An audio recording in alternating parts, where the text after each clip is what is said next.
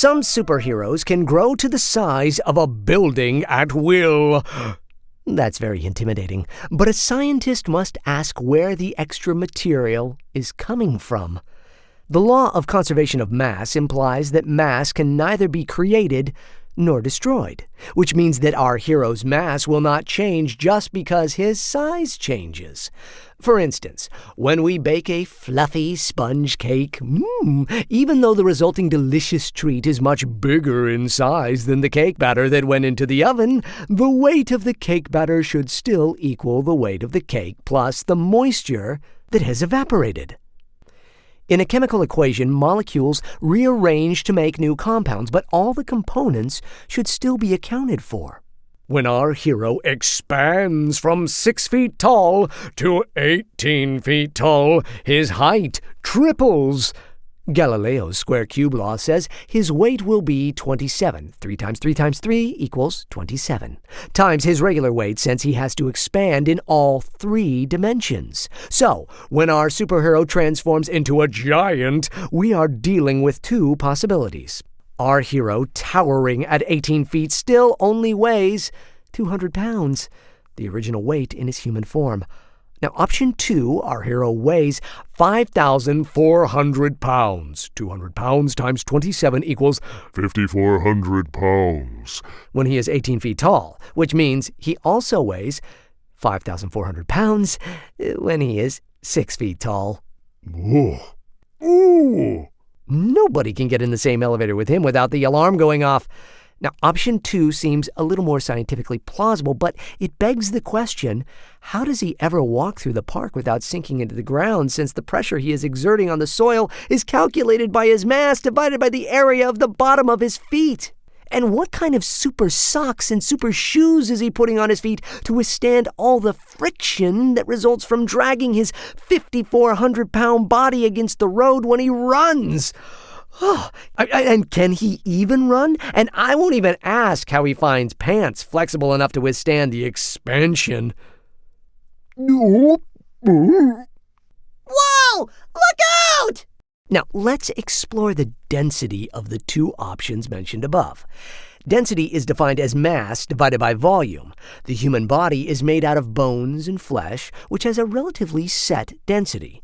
In option 1, if the hero weighs 200 pounds all the time, then he would be bones and flesh at normal size. When he expands to a bigger size while still weighing 200 pounds, he essentially turns himself into a giant, fluffy teddy bear. Hi!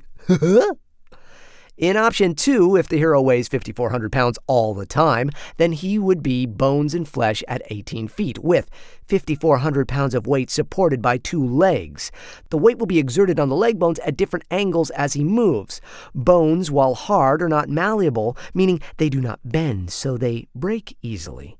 The tendons would also be at risk of tearing. Tall buildings stay standing because they have steel frames and do not run and jump around in the jungle. Our hero, on the other hand, one landing at a bad angle, and he's down.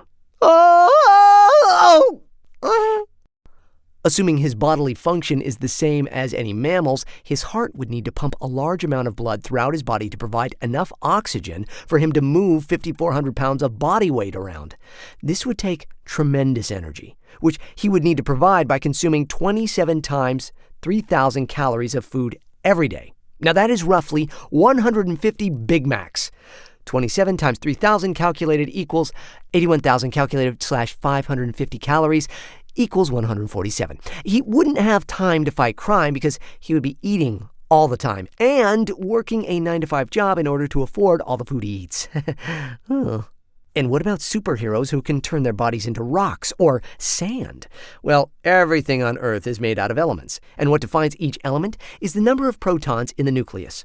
That is how our periodic table is organized. Hydrogen has 1 proton, helium 2 protons, lithium 3 protons, and so on. The primary component of the most common form of sand is silicon dioxide. Meanwhile, the human body consists of 65% oxygen, 18% carbon, 10% hydrogen, and 7% of various other elements, including 0.002% of silicon. In a chemical reaction, the elements recombine to make new compounds. So where is he getting all the silicon necessary to make the sand? Sure, we can alter elements by nuclear fusion or nuclear fission.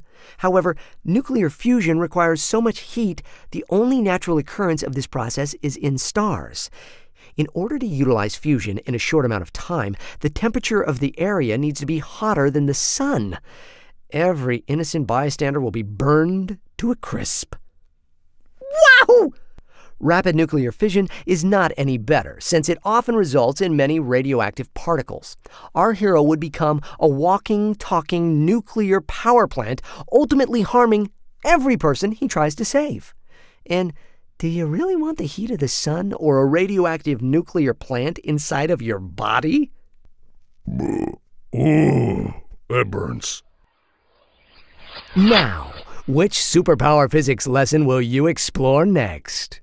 Shifting body size and content. Super speed. Flight. Super strength. Immortality. And invisibility.